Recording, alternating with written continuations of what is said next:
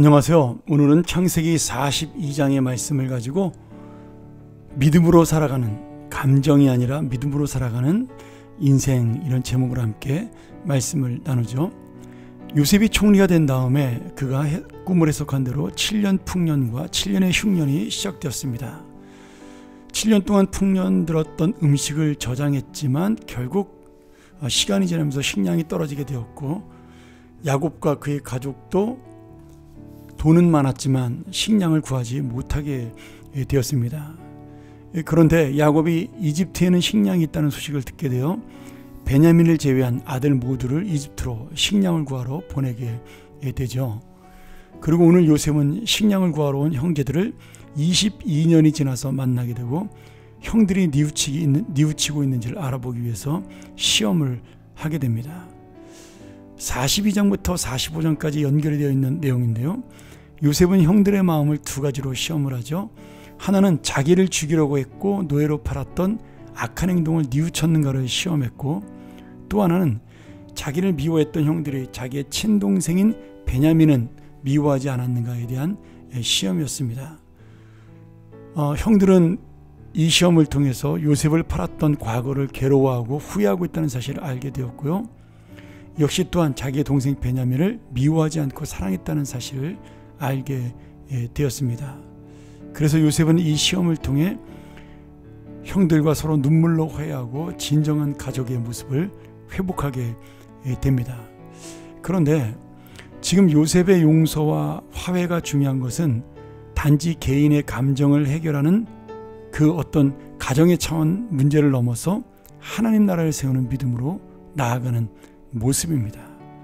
지금 요셉은 감정을 넘어 하나님의 일을 먼저 생각했고, 그리고 그 믿음을 통해 정말 형들을 용서함으로 하나님께서 주신, 다시 말하면 자신의 인생에 대한 믿음의 통찰을 가지게 된 거죠. 형들이 자기를 미워해서 자기의 인생이 어려워진 것이 아니라 하나님의 섭리로 말미암아 내가 이처럼 이렇게 하나님의 인생을 살게 되었다라고 그렇게 마음에 깨닫게 됩니다. 그러니 이 요셉의 용서라는 것은 감정의 문제를 해결하는 것으로 끝나지 않고 하나님의 뜻을 알고 형제들을 바라보는 믿음이 있었기 때문에 결국 400년 뒤에 다시 세워질 하나님의 나라, 자신과 형제들을 통해 세워질 주님의 나라 이스라엘을 바라보고 있는 그러한 믿음의 비전을 볼 수가 있습니다. 이 놀라운 주님의 비전과 뜻을 알고 있었기 때문에 지금 자기를 통하여 이루시는 하나님의 역사를 마음속에 깨닫고 있었기 때문에 감정을 넘어서 하나님의 마음으로 형제들과 화합할 수가 있게 된 것이죠. 자, 보세요. 지금 이 창세기 말씀을 보고 듣는 사람들은 요셉과 형들이 아니라 400년 뒤에 이집트 땅을 떠나서 가나안 땅으로 향하고 있는 이스라엘 백성입니다. 그들은 광야에서 수없이 자기의 감정으로 하나님을 원망하고 불평하죠.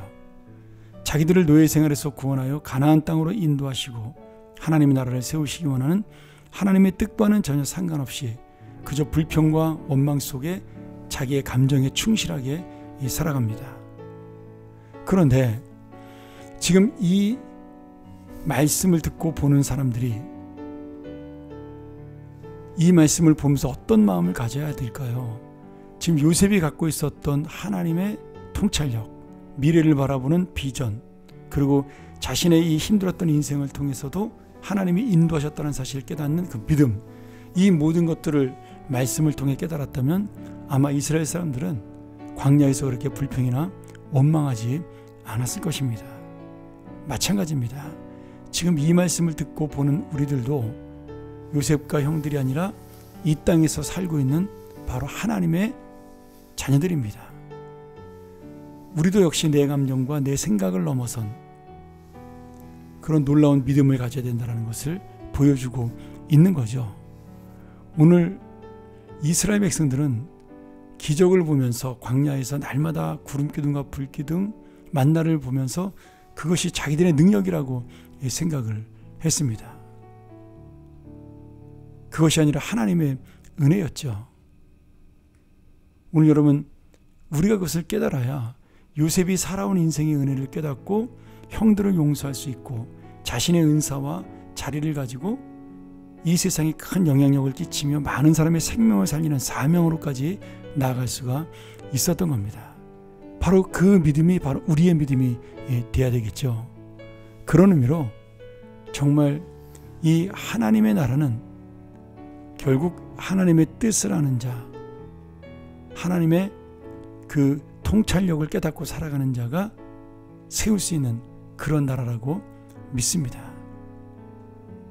오늘 사랑하는 여러분, 우리도 신나는 인생을 살아도 아무리 믿음이 좋아도 언젠가 감정과 믿음이, 내 만족과 믿음이, 내 욕심과 믿음이 충돌할 때가 옵니다. 그때 우리는 어떤 마음으로 결정을 해야 될까요? 오늘 그것을 보여주는 것이 바로 요셉이 형들을 보고 가졌던 마음입니다. 그리고 우리에게도 주님께서는 오늘 감정이 아니라 믿음으로 살라고, 사람을 보지 말고 하나님께서 너를 왜 이 자리에 세우셨는가를 보라고 말씀하는 은혜를 만나야 하는 거죠.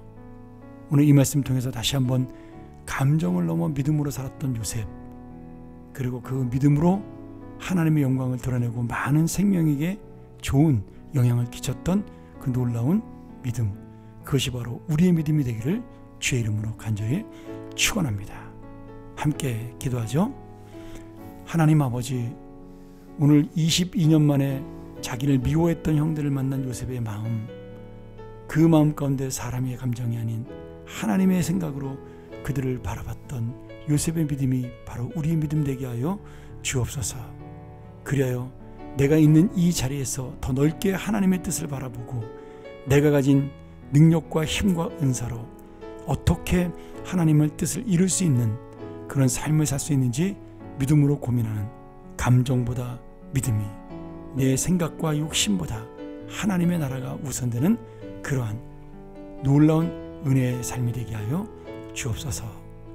오늘도 이 믿음으로 살기를 원하며 예수님의 이름으로 간절히 기도합니다. 아멘.